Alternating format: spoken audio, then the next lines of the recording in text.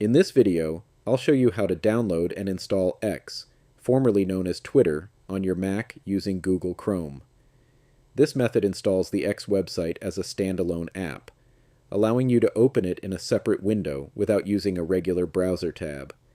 First, open Google Chrome on your Mac. Next, click the address bar, type x.com, and press return on your keyboard.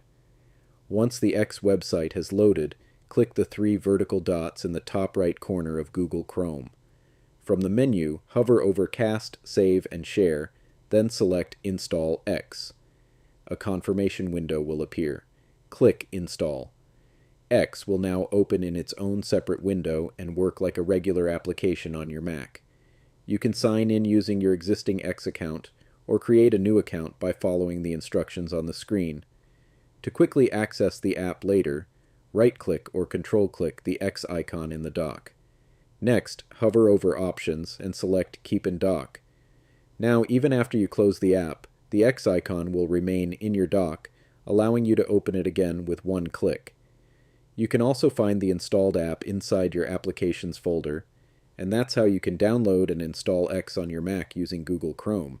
If you found this tutorial helpful, leave a like, subscribe, and I'll see you in the next video.